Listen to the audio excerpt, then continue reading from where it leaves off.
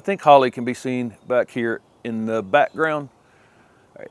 Welcome to Horttube. My name is Jim Putnam. This is the garden question and answer video that I do most Sundays. You can ask gardening questions down in the comments below, and I pick from those each week. I think there were like 151 questions or something from last week. So thank you for continuing to participate in it. If I'm skipping your question, it's not on purpose. It's just a ton of questions every single week. And again, I appreciate it. This shirt, the ACA shirt, continues to sell over on Teespring. They're linked over on my website if you're interested in one. This is the Plant Nerd shirt. It's kind of funny because I do wear it out, and occasionally somebody does know what those little 5 letters mean, which are the last 5 letters of any plant family name. So again, it's a total Plant Nerd shirt. Let's see. A couple videos have gone up on the Garden Plants with Jim Putnam video YouTube channel this past week, and I think that channel's up to about 9,000 subscribers. So those of you who have subscribed to that channel and are watching those videos, I appreciate it. It's just Garden Plants with Jim Putnam versus Horttube with Jim Putnam. It's just 2 separate YouTube channels. There's a member thing down below my channel where you can become a member of the channel. I want to have monthly member meetings, and we had one this past week. So those of you who are members of the channel, and I send out a notice beforehand. There are like 50 members or something of the channel, and only had 6 in that meeting. So make sure if you are a member of the channel to pay attention to, I put up a little notice that only comes to you guys when those meetings are going to happen. So I'd love to have more of you in there. It's just an hour question and answer video, or a question and answer Zoom meeting. Okay. And then the video that went up on the Learn to Garden video series, hopefully before this video is seen, is on weeds. So it's a video exclusively on weeds in the garden. That Learn to Garden video series is up to, I don't know, probably 20 to 25 videos at this point. If you're interested in joining that series, again, that's another thing that's over on my website, horttube.com.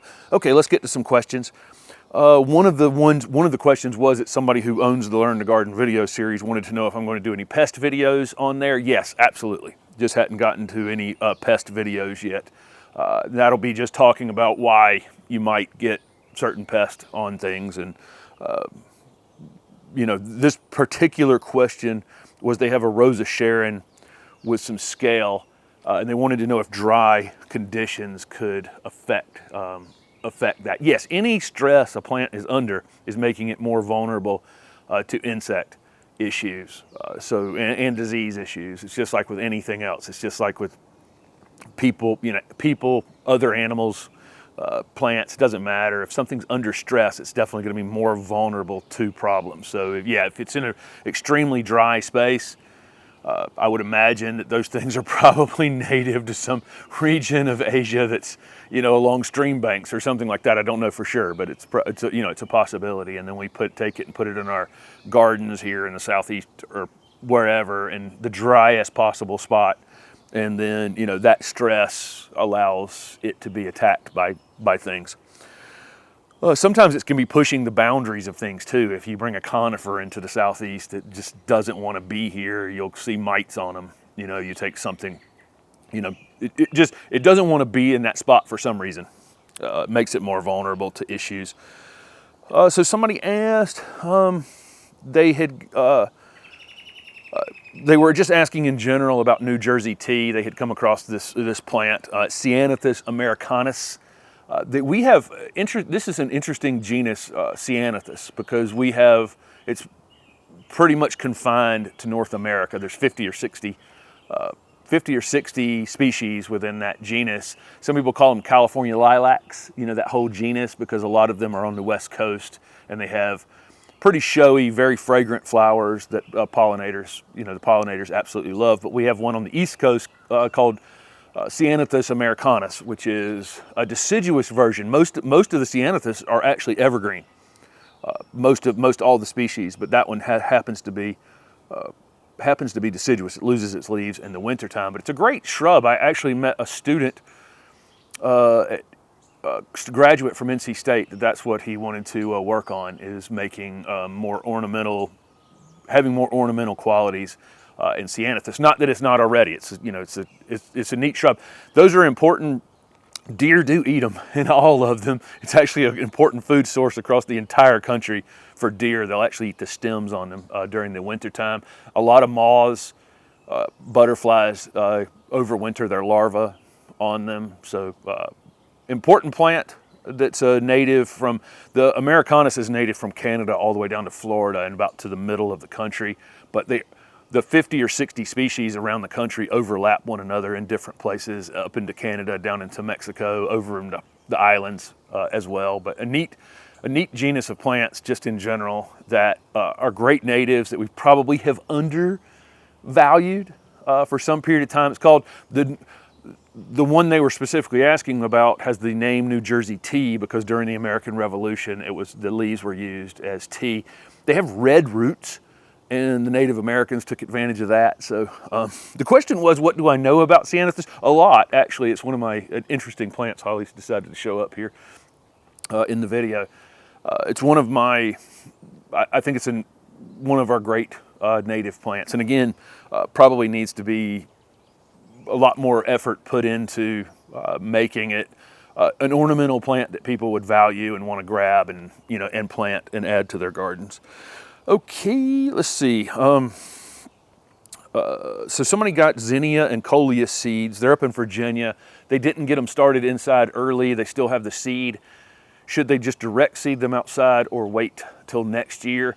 You could just wait till next year, but the percentage of seed that are going to germinate are probably going to be much lower. So I would, if it were me, I'd probably just go ahead and make an attempt at direct seeding them, making some sort of area that you can clear, put some compost down and direct seed them. Or you could still start them in trays if you wanted to, and you could start them in trays outside right now if you wanted to get a head start, and that might prevent the squirrels or chipmunks or anything else from disturbing the seed in the ground.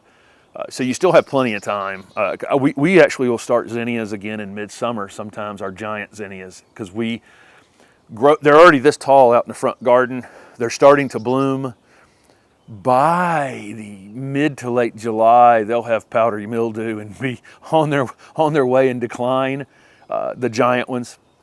And we can start we can start a second round toward the beginning of July, and they'll bloom right into fall. So you're not too late at all to do either zinnias or coleus is a little slow from seed, so that may be a little bit different. But you could germinate them, grow them out for the summer, and then you can overwinter your coleus from cuttings in the house, or various ways that you could protect your coleus through the winter, bringing them in and out in containers, whatever. Okay, so somebody got a 3-foot tall autumn blaze maple mail ordered. It's 3 foot tall, and there's really very little branching on it. They wanted to know if they should tip prune it to encourage some branching. No, definitely not. Definitely plant it. Let it have a single leader for sure. We don't want to create additional leaders. The other thing is, you wouldn't want it branched down there anyway. Ultimately, on a tree, you're not going to want a limb that's 2.5 feet off the ground. So keep in mind that you want limited branching. You wouldn't want to branch. Ultimately, you'd want 5 or 6 foot of the trunk to be exposed before you started having branching on it in the future anyway. So I wouldn't be bothered by it at all. As long as it's got a good strong leader, put it in the ground. It'll be fun.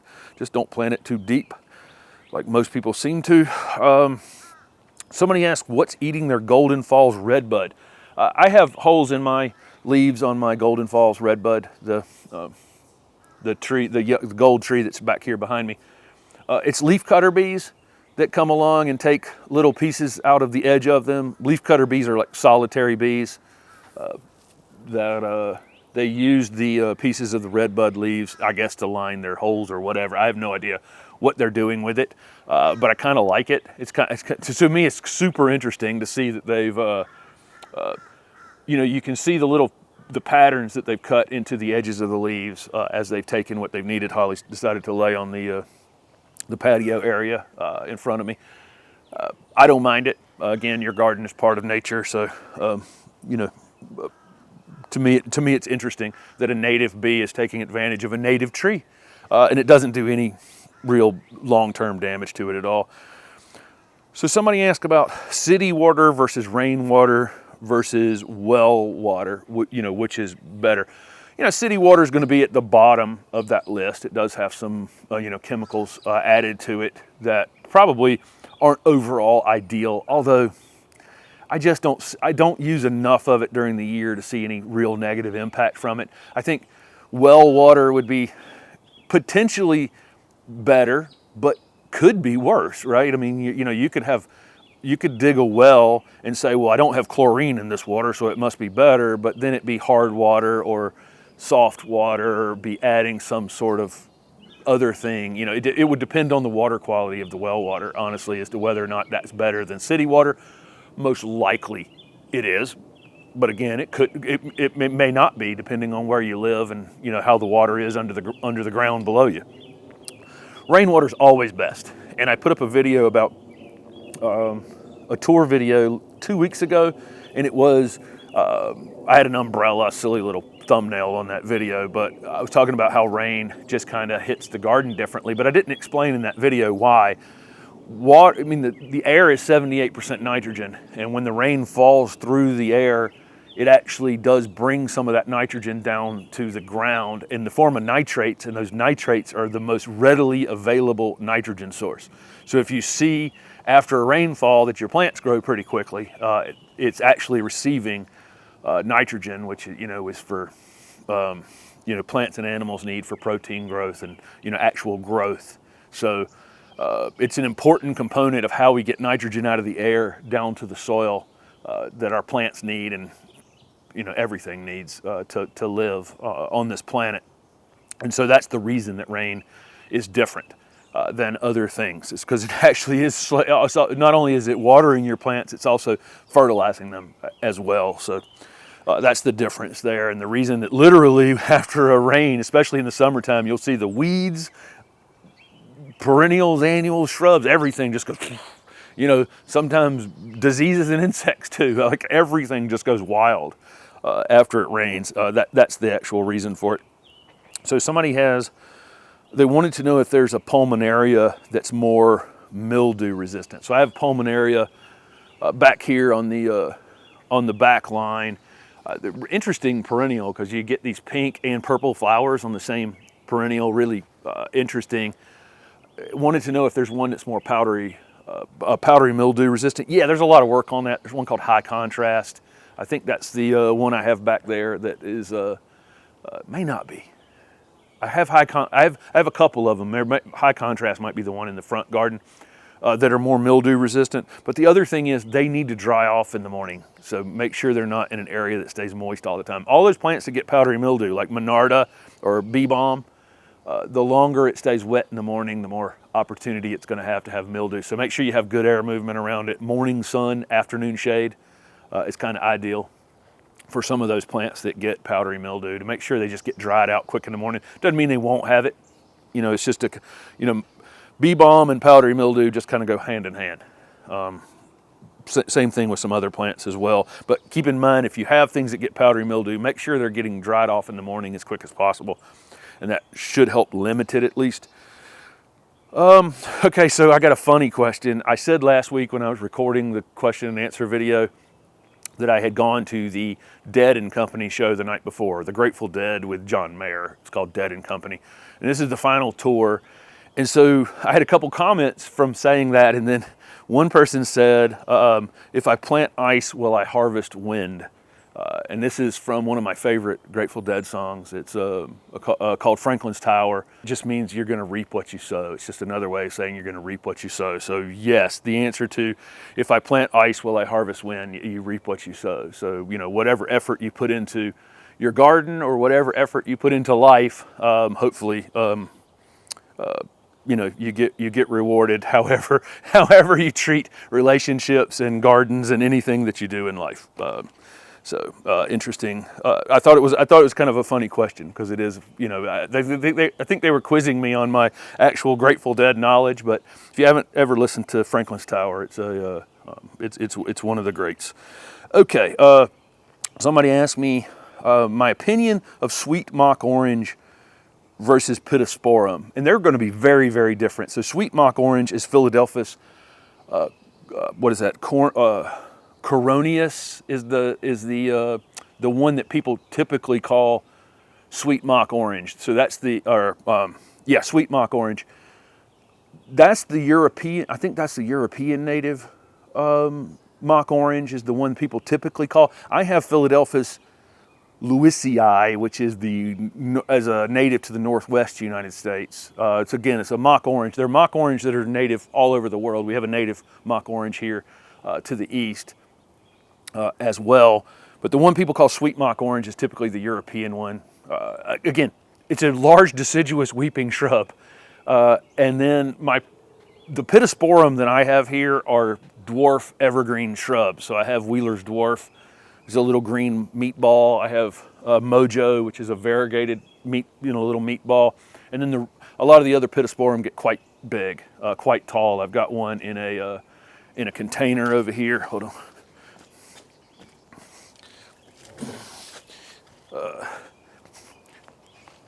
This is actually kind of heavy.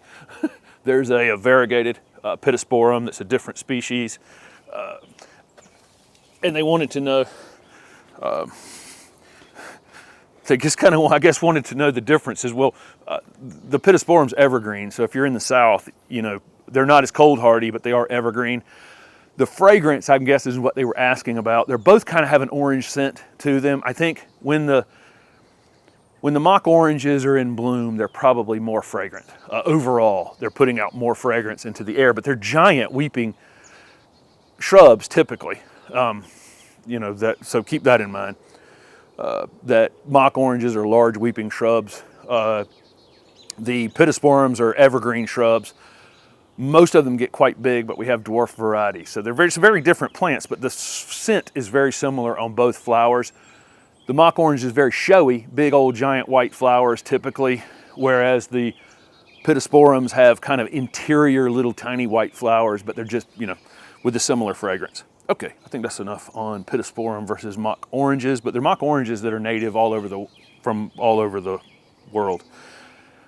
So somebody has what they think they got was sour mulch, and it's damaged their plants. What sour mulch is, if they stack organic material way up into a giant mountain, okay, and it heats up in the middle of the pile and starts to compost, but if you stack it up too high, down in the middle of the pile, it's cut off from enough oxygen and the other things that it needs to actually break down and can become quite acidic. Okay, very, very acidic. Composting, mulch storage needs to be done at something like 10 foot or lower, and it needs to be turned occasionally, or the inside of the pile can become very anaerobic and create a condition where you can have sour mulch. So she thinks she got sour mulch because it damaged her plants really quickly. Generally speaking, once you spread this stuff out, the effects of it go away pretty quickly. So any damage that you've taken on plants or any weirdness that you see with plants, it will probably just reverse themselves. In fact, they said they had a butterfly bush that had weird leaves when it came out in the spring, and already the new foliage looks fine and it's blooming. I think that's what you'll see on everything else as well. But there is a condition where there's a possibility of getting mulch that's been stacked too high and wasn't rotated or flipped at all. And the inside can that mulch can actually become damaging. Let's see, I just got a question about sterile plants in general. It was related to ligustrum, but just sterile plants in general. We have two different types of sterile plants, really. We have the no one's ever observed it flowering, so it's some sport of something. Maybe it's a gold sport of something that's invasive, or it's, whatever it is. It's just some sport, some interesting piece off a plant somebody took, and now it's been grown for 5 or 6 years, and thousands of them have been grown, and no one's ever seen it flower, therefore it's sterile. And, we just don't actually know whether that plant's sterile or not. It's just never flowered. That doesn't mean there's not one somewhere that's going to flower and potentially produce seed. That seed may still not be viable.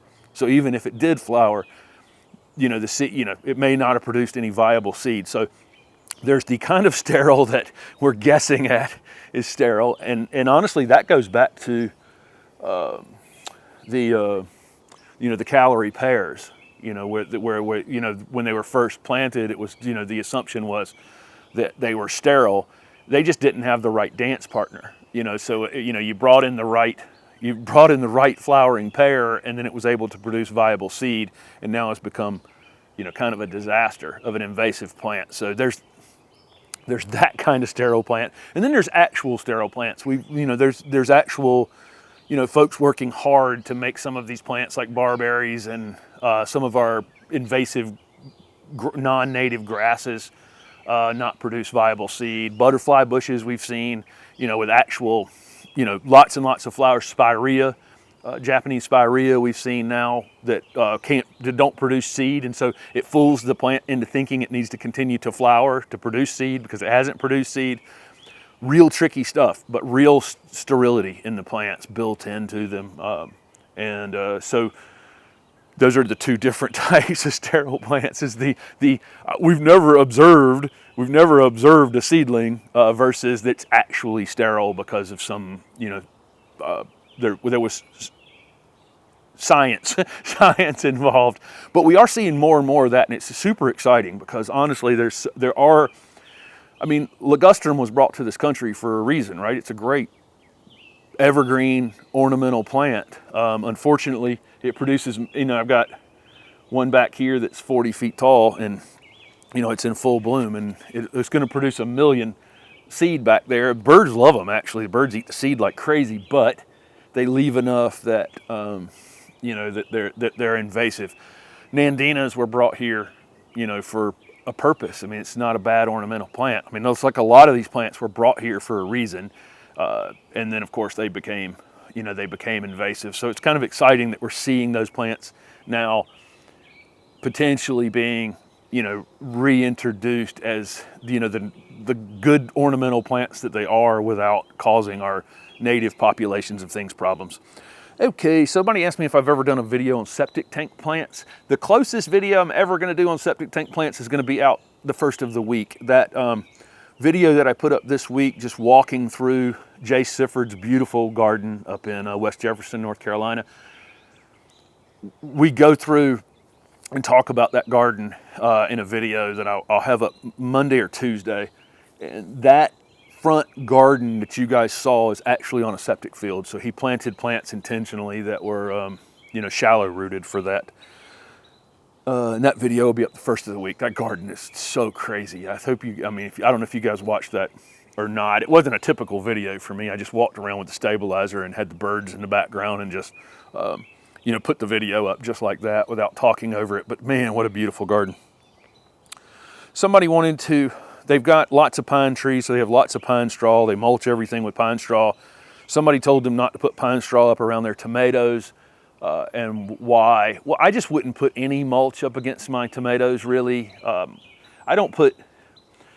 got just compost in the vegetable garden over there, and pretty much any annual plant like that, I'll use compost or maybe a little bit of pine bark in the bed, but I don't mulch anything up around them. I see people use hay, or they'll use, some sort of straw, like pine straw, or even heavier mulches like hardwood mulch or something like that. I just don't like to put anything up against my annuals like that are breaking down, or alternatively are hiding places for pests.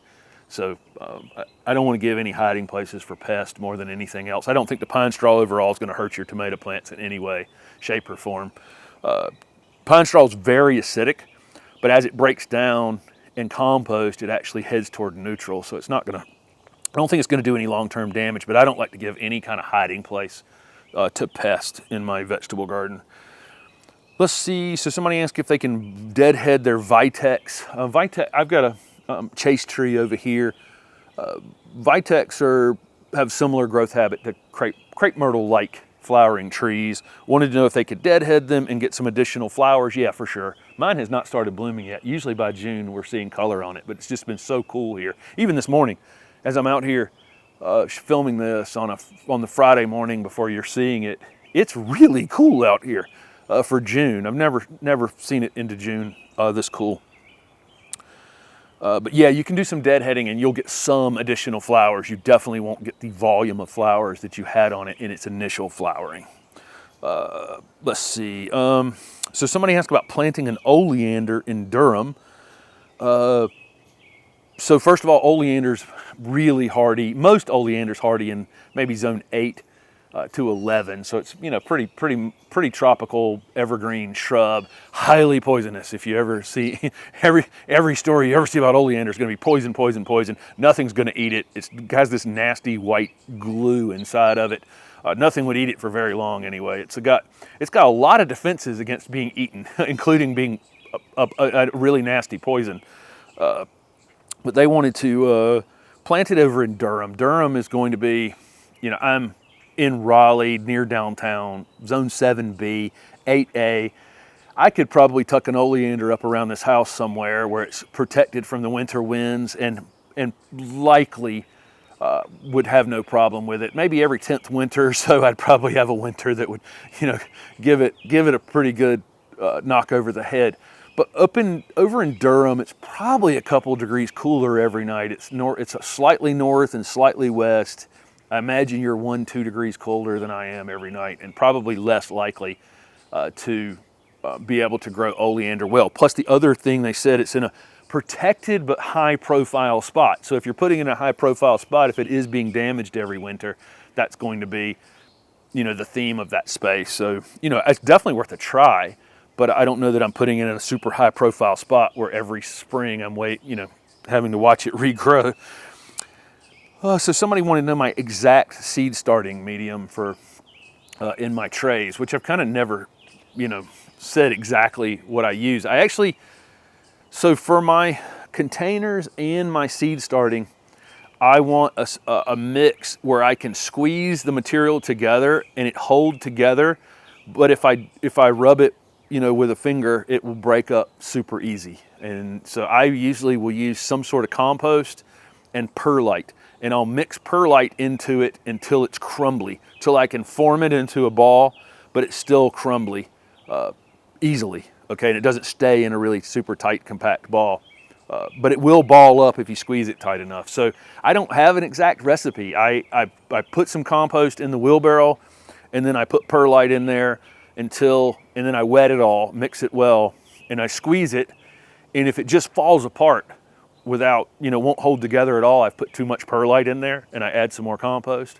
If I squeeze it together and it just forms a kind of a really tight ball that I can't easily break back apart, I put some more perlite in it. And that's my strategy. That's how I've started rooted cuttings. That's how I do my containers. That's how I do my seed starting. I make sure that assures me that it will hold water. You know, if I can squeeze it and it will form into a little bit of a ball, I know it will hold some water. But if it breaks back apart pretty easily, I know it's got enough air in it. Okay, so that's what I'm going for. I'm going for a balance of it needs to hold some water, but it also needs to have air pockets in it. So that's my thought on it. Okay. And so that's why I don't have an exact recipe, because the compost I buy, whatever bagged compost or whatever that I buy, may be different, you know, company to company in that way. So somebody asked me in zone 7, would they want what do I think about a silver lace vine versus an Akebia? Akebia, some people call chocolate vine or 5-leaf Akebia. Both are mildly invasive, so keep that in mind. Both have shown invasive qualities, but I love 5-leaf Akebia. I love chocolate vine. There's a giant one on campus over here at NC State, and I love to see that thing in flower. It's almost like a brown flower that hangs below it. Actually, my friend over here, who I've done a tour video with, who has the narrow strip around his entire house, really beautiful garden, has the weeping catsura in the front garden. If you've ever seen that tour video over at his house, he has a 5-leaf Akebia. But both will grow fine in zone 7. Somebody asked if I'm putting up a video of filming the patio installation. Yes, I have filmed digging the sod out. I have filmed putting in the screenings. I have filmed putting the lines in here to level it out. I've got some stone laying here right now because I had a big tour group master gardeners from Johnston County came this past week, and I now know that 40 people is probably too many to be here because the paths are so narrow that I had like 25 people come back here, maybe 30, and once they got back here, they were kind of stuck in place. They couldn't really move because you can't, it's difficult to pass one another on the path. So I know now that, you know, the number of people that can be here, or I have to split the groups between the front and the back garden. But hopefully they got something out of their visit here. And yeah, I'm filming the patio. I have a few stones laying in here right now because I had to have a place where they could cross this, the screenings, the rock dust that I have down here right now. And so let me see, last question for this week. Somebody wanted to know the difference between compost and pine bark.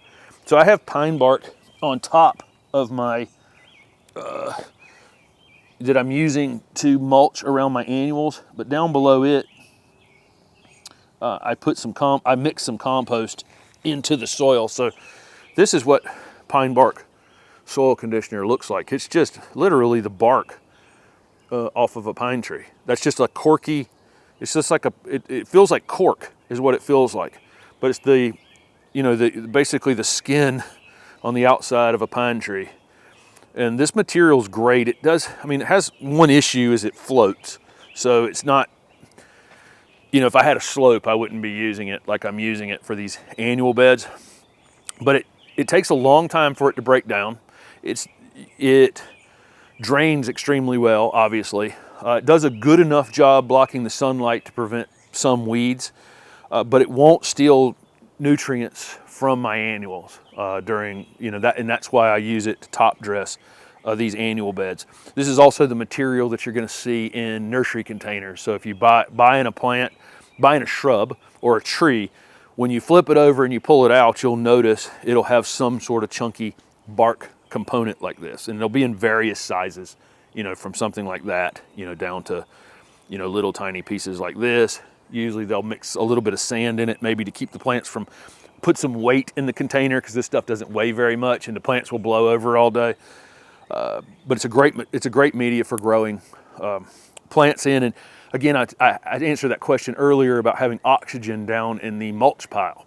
You know, this allows air all the way through the entire container. You know, it keeps air pockets because it won't compact. But compost is just that material or any organic material, grass, leaves, wood chips, any part of plants, you know, piled on top of itself and then heated to the point where it breaks down into a soil-like material. So that's compost. That's, you know, it's heated. It's probably been sterilized during the heating process, and that material can be mixed down in your soil. That material can be used, again, I just said about starting seeds, be used in your container mixes, can be used to grow your vegetables in, that kind of thing. It's, you know, an important, it's a component in soil. Is what, you know, what compost is, versus that pine bark, which is just the skirt off the tree. And that pine bark doesn't break down very quickly because it, you know, it's the outside of the tree, and it's the tree's defense against weather. So it doesn't break down very quickly. So there you go. Thank you guys very much for asking questions and participating in the question and answer video every week. Ask gardening questions down below, and I'll see you next week.